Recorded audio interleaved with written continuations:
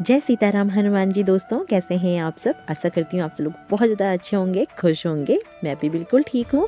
आज के इस वीडियो में आप लोगों के साथ बहुत ही खास विधि शेयर करने वाली हूँ 100 हनुमान चालीसा के पाठ के बारे में, जिसमें ये होगा कि हनुमान चालीसा के पाठ को हम कैसे सिद्ध करें, मनोकामना कैसे पूरी होगी, हनुमान भैया जी के दर्शन कैसे होंगे। ये सारी चीज़ें मैं आपको आज की वीडियो में शेयर करने वाली हूँ। वीडियो को लास्ट तक ज़रूर देखिएगा। सबसे पहले मैं आप लोगों को बताने वाली हूँ कि जब मैंने चालीसा के पाठ करना शुरू करा था तो सबसे पहले भैया जी ने मुझे कैसे दर्शन दिए थे। मेरे मायके में एक शिवालय का मंदिर है, तो उसके बगल में ना छोटा सा हनुमान जी का मंदिर भी है, जहाँ पे सीता माता, राम जी और लक्ष्मण जी और हनुमान जी ये तीनों भी हैं, और शिवालय भी है, शिव जी भी हैं। तो सबसे पहले मुझे दिखा था कि वहीं पास में एक ब्राह्मण जिन्होंने सफ़ेद कपड़े पहने हुए हैं, हाथों में रुद्राक्ष की माला है, आंखें बंद करी हुई हैं और जाप कर रहे हैं। तो ऐसा मुझे सबसे पहले दिखा था। उस वक्त ना मुझे नहीं पता था कि इस रूप में भी भैया जी दर्शन देते हैं, पर मैं ना हर रोज़ कहती थी भैया जी को कि आप सपने में दर्शन नहीं देते। तो पहली बार जब उन्होंने मुझे दर्शन दिया तो इसी रूप में दिया। तो फिर जब मैं यूट्यूब पे एक दिन सर्च करी थी तो मुझे पता चला कि सबसे पहले हनुमान जी बहुत सारे लोगों को ना ब्राह्मण रूप में ही दर्शन देते हैं। तो वो उनका वो रूप ना मुझे आज भी याद है। मतलब क्या ही बताऊँ मैं। और बिल्कुल ऐसे बैठे हुए थे पालती मारकर, वो जाप कर रहे थे रुद्राक्ष की माला से। तो उसके बाद जब मुझे पता चला कि वो भैया जी थे जिन्होंने मुझे दर्शन दी, तो मुझे बहुत ज़्यादा खुशी हुई। तो आप लोगों को भी बहुत बार ये अनुभव हुआ होगा। भैया जी मतलब हर किसी को अलग अलग रूप में दर्शन देते हैं। हम विधि शुरू करें तो मैं उन सभी लोगों का धन्यवाद करना चाहूँगी जिनको सब्सक्राइबर के रूप में हनुमान भैया जी मेरी लाइफ में लेके आए हैं। तो अब बात करती हूँ मैं सब सामग्री हमें क्या क्या लगेगी। तो हमारे पास सबसे पहले राम दरबार की फ़ोटो होना बहुत ज़्यादा ज़रूरी है। राम दरबार की फ़ोटो अगर नहीं है तो आप मार्केट से ला सकते हैं और फ़ोन से भी आप बनवा सकते हैं। और अगर नहीं मिल रही है आपको तो आप बजरंगबली की भी फ़ोटो रख सकते हैं। चमेली या तिल का तेल आपको लगेगा, एक दीपक, धूप और प्रसाद, सिंदूर जो हनुमान भैया जी का होता है ना ऑरेंज सिंदूर, वो, थोड़े से चावल, फल, फूल और पैसे आप कुछ रख सकते हैं वहाँ पे, जितने आप अपने हिसाब से रख सकते हो, जितनी आपकी श्रद्धा हो उस अनुसार। और एक गिलास पानी और एक लोटे में पानी रखोगे, साथ में एक रुद्राक्ष की माला भी होनी चाहिए। और अगर रुद्राक्ष की माला नहीं है तो कोई बात नहीं, अगर है तो आप ज़रूर रखिएगा।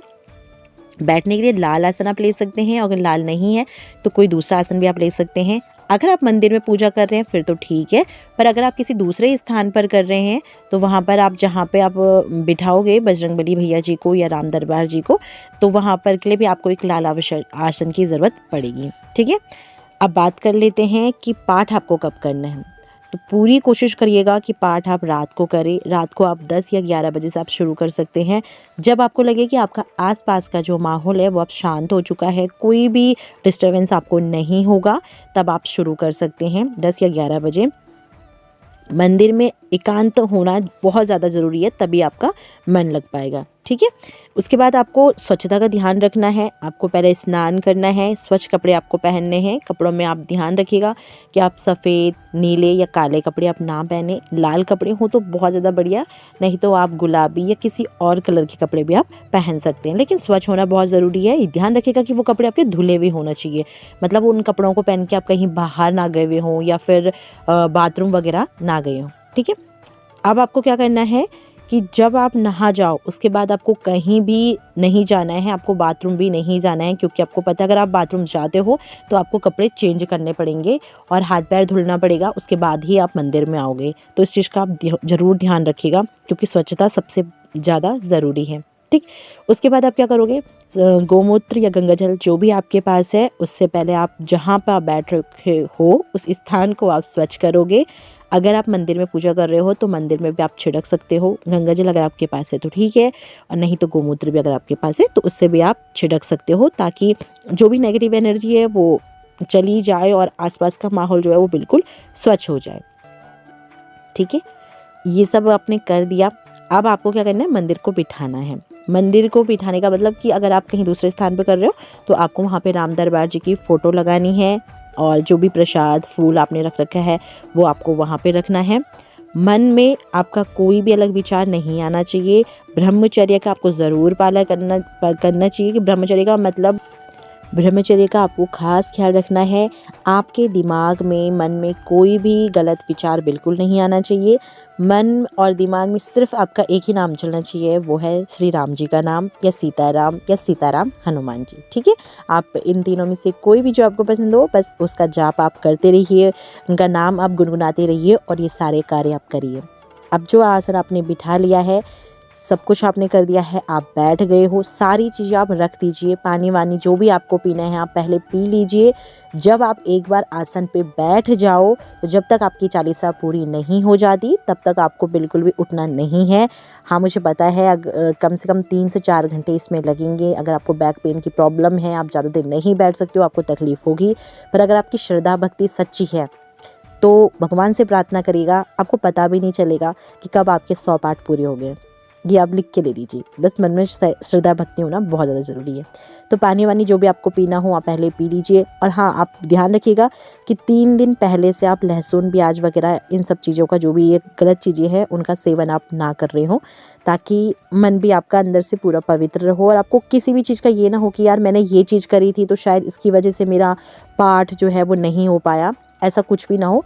तो कम से कम 3 दिन पहले आप ना खा रहे हो लहसुन प्याज तो ठीक है, अगर आप खा रहे हो तो कम से कम उस दिन जिस दिन आप पाठ कर रहे हो उस दिन आप ना खाएं। ठीक है, अब आप पानी वानी जो भी आपको चाहिए वो आपने ले लिया, आप नहा गए, आप बैठ गए, मंदिर भी आपने बिठा दिया।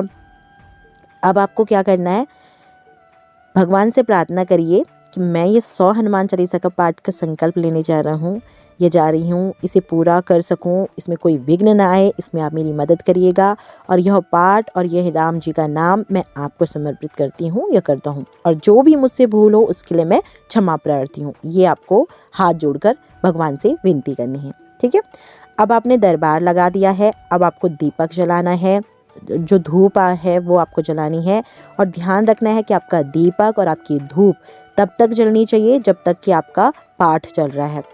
इतना आप तेल दीपक में जला दीजिएगा और धूप भी इतनी मोटी आप बनाइएगा कि उतनी देर तक वो अच्छी खासी मात्रा में जल जाए। ठीक है, बत्ती भी आपको सही तरीके से बनाना है और आपको पूरी पूजा के दौरान अपना जो ध्यान है वो दीपक और धूप पे रखनी है कि ताकि वो बुझे नहीं। ठीक है, ये आप सबने कर दिया। अब धूप भी दे दिया, आपने दीपक जला दिया। अब भगवान जी से को जो फूल प्रसाद आपने रख रखा है वो भगवान जी को अर्पण कर लें। मन में एक बार अपने इष्ट देवता, कुल देवता और पितृ देवताओं का भी आप ध्यान कर लें। और कोई भी व्यक्ति ध्यान कर लें और हनुमान जी से प्रार्थना करें कि अगर कोई भी हमसे नाराज़ हैं देवी देवता तो उन्हें शांत करें और इस पाठ के दौरान कोई भी विघ्न ना आए। ठीक है, तो जो भी आपके कुल देवता, इष्ट देवता हैं या ग्राम देवता हैं, उन सभी का आपको नाम लेके प्रार्थना कर देना है ताकि कोई भी विघ्न ना आए। गणपति बाबा जी को आपको सबसे पहले याद करना है, क्योंकि आपको पता है विघ्नहर्ता हमारे गणपति बाबा जी हैं, तो उनको सबसे पहले याद करिए। उसके बाद आप अपने कुल देवता, इष्ट देवता, पितृ देवते, ग्राम देवता जो भी हैं उन सब का आप नाम ले लीजिए। अगर आपको नाम नहीं पता तो आप सिर्फ इस तरीके से भी हाथ जोड़कर उनसे विनती कर सकते हैं। ठीक है, ये सब आपने कर दिया। मन में आपका फिर जय सीताराम का जाप आपको करना है। उसके बाद आपको संकल्प लेना है। ठीक है, अब संकल्प कैसे लेना है मैं आपको बताती हूँ। इसके लिए आपको हाथ में पानी लेना है। अब लोटा जो आपने रखा है ना, एक लोटा पानी का और एक आपने गिलास रखा है पानी का, तो जो लोटे वाला पानी है उसको आप थोड़ा सा अपने हाथ में ले लीजिए। एक सिक्का आप ले लीजिए, चावल आप रख लीजिए और उसके बाद आपको अपना नाम बोलना है, जहाँ पे आप रहते हो आपको एड्रेस बोलना है, आपकी जो भी मनोकामना है वो आपको बोलनी है। ठीक है, और कहना है कि मैं यह 100 हनुमान चालीसा का पाठ करने जा रही हूँ, इसे स्वीकार करेगा प्रभु। और वो जो जल है उसको आपको ज़मीन पे छोड़ देना है और धरती माँ को प्रणाम करना है।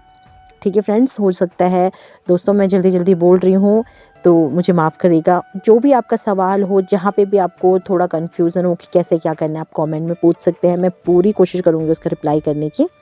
इसके बाद आप भगवान से प्रार्थना करिए कि जब तक 100 हनुमान चालीसा के पाठ में कर नहीं देता तब तक मैं अपनी जगह से नहीं हिलूँगा। और प्लीज़ आप मेरी इसमें सहायता करिएगा प्रभु, मैं पहली बार करने जा रही हूँ, हो सकता है मुझसे गलती हो जाए, उसके लिए आप मुझे क्षमा करिएगा। और फिर आपको 108 बार आपको सबसे पहले राम जी का नाम करना है।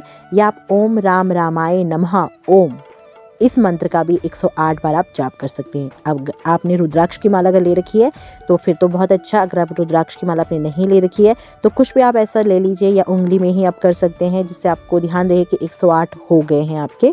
और 100 हनुमान चालीसा का पाठ करने के लिए भी आप ले सकते हैं। अगर आपके पास कुछ नहीं है तो आप फूल ही ले सकते हैं। मतलब किसी भी चीज़ से आपको कंफ्यूज ना हो कि मेरे अभी कितने पाठ हुए हैं, इसमें आपका ध्यान ना भटके।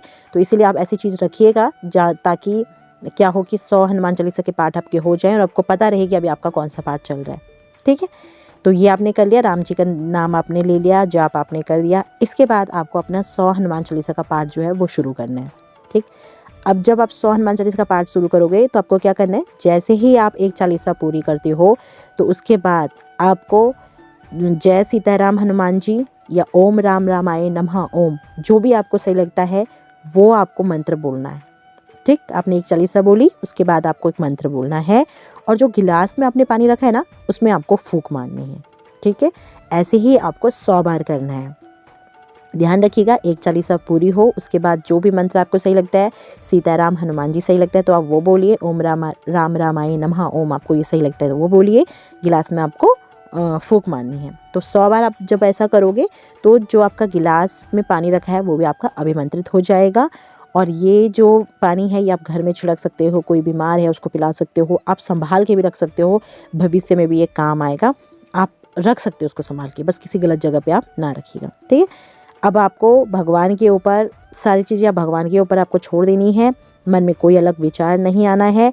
और जैसे ही आपके 100 पाठ पूरे होते हैं उसके बाद आपको फिर से 108 बार राम जी का नाम की आपको माला करनी है।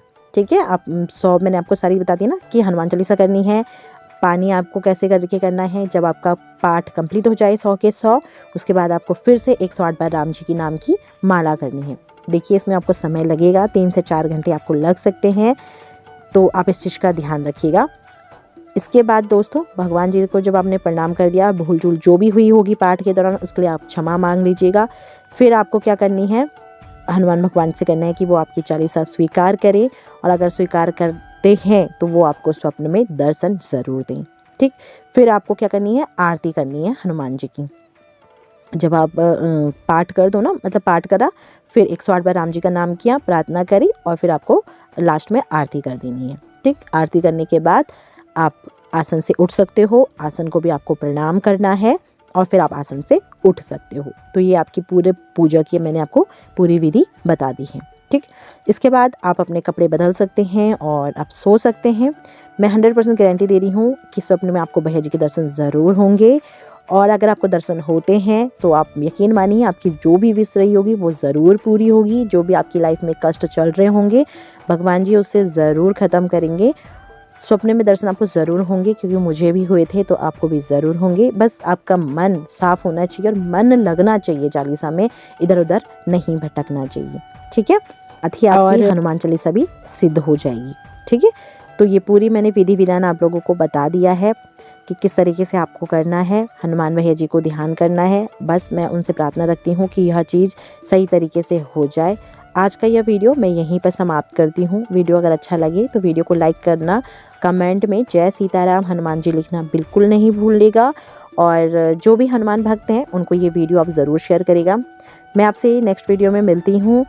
नेक्स्ट वीडियो जो लाऊंगी मैं वो है कि अगर आपका बच्चा ना बहुत ज़्यादा चिड़चिड़ा है, आपकी बात नहीं सुनता, पढ़ाई में उसका मन नहीं लगता, तो आप कौन सा उपाय हनुमान भैया जी का कर सकते हैं। ठीक है, तो नेक्स्ट वीडियो आने वाली है, चैनल को ज़रूर सब्सक्राइब करेगा और सीताराम हनुमान जी ज़रूर लिखिएगा। जय सीताराम हनुमान जी, जय बाबा बजरंगबली की।